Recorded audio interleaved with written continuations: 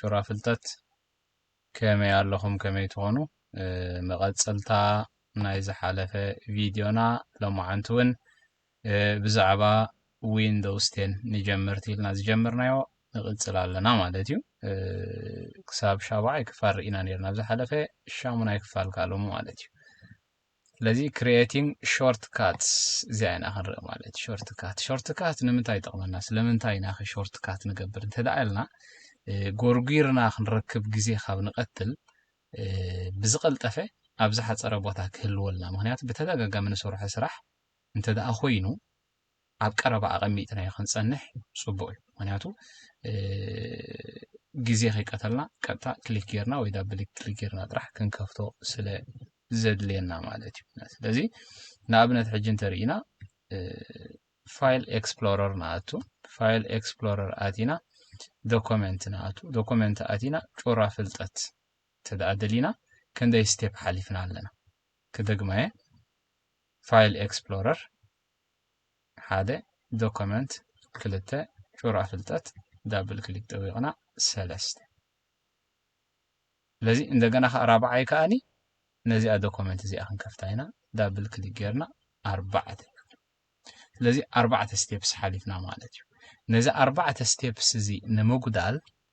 ሾርትካት ብክልተ መንገዲ ንገብር ማለት እዩ ሾርትካት ፋይል ይኹን ዶክመንት ይኹን ዝደለናዮ ነገር ኢና ብሾርትካት ከነቐምጦ ንኽእል ማለት እዩ ሕጂ ብፋይል ከሪአኩም ግን ብዝደለናዮ መንገዲ ከነቐምጦ ንኽእል ኢና ንሕና ዋላ ኖርማል ዶክመንት ማለት እዩ ስለዚ ብክልተ መንገዲ ሾርትካት ክንገብር ኢና ሎሚ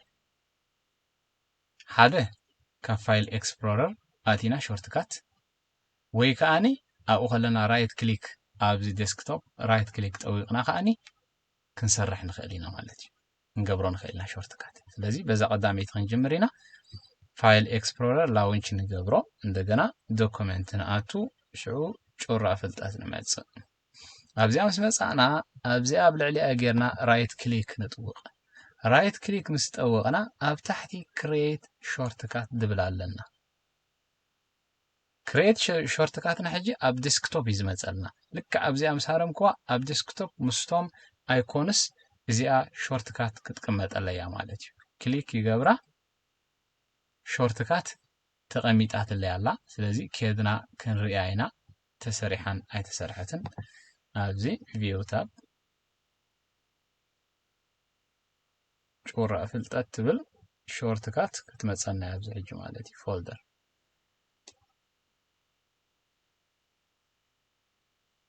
ናይ መፀትና ናላ ምናልባት ክሊክ ክገብር ከለኹ ብግቡእ ክሊክ ኣይገበርክዋን ማለት እዩ ራይት ክሊክ ንሃርምሽ ክሬት ሾርትካት ንብላ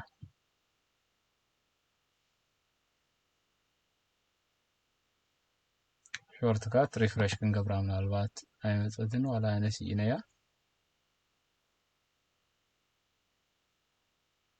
ሾርትካት ክትብሎ ነይርዋ ስለምንታይ ኣይፈለጥኩን ኣለኹ ግን ኣብዚ እናሃለት ሾርትካት ኮይናትለያ ኣላ ሾርትካት ካልኣይ ሾርትካት ቀዳማይ ስለዚ ሾርትካት ኣብ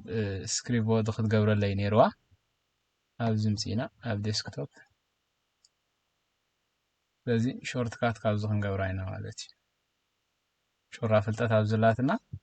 ራይት ክሊክ ሃሪምና ሾርትካት ክንብላ ኢና ማለት እዩ ስለዚ ሕጂ መፅያትና ኣላታ ሾርትካት እዚኣ ሾርትካት ክልተ ኮይና መፅያ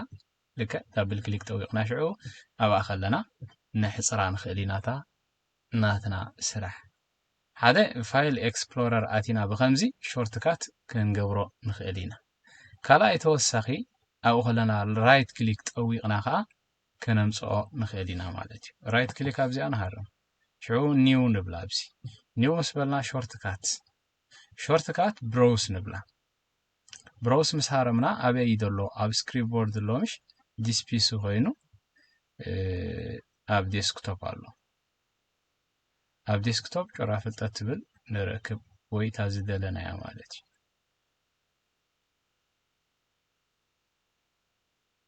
ኣብ ዘላትና እዚኣ ኦኬ ንብላ ማለት እዩ ሽዑ እንደገና ኔክስት ንብላ ፊኒሽ ሾርትካት 3 ኮይና መፅያ حدا شورت كات أبزلنا عنتو يدون جاتنا دنبر شورت كات يزيا يا دون جاتنا دنبرت يا قداميتي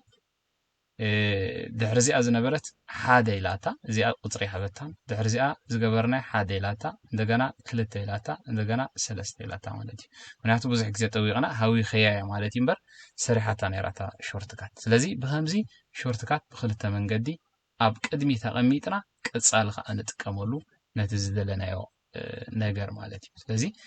بخمزي من قدي شورت كات تتأكيمنا كنسرح كلنا سرحنا كنقلل نخيل مالتي معناته جزية تركباي سلازي يكونه كتوقت رايز حلف كايو جزية بوزح سرح كتسرح له سلا تخيل بحنت سامبل نرق لنا بوزح من قد خرق خلقن أب بوزح كرق خلقن بوزح جزية خوص دلنا يخيل كلاي نجار كأني كل جزية بدك كله إن رأينا يا أنت دا أخيدنا زاد لي له وان سلازلو فليتنا يهن كيد صبوي لذي كابزا فيديو قال نجار تماهركم كتكونوا تخليكم إلى تصفى غير له سلازي كلنا شيرنا جبرنا ننحل عدنا نمهار أبز قصل تشعيك فالك ساب نرخب السلام وسناي ببزلنا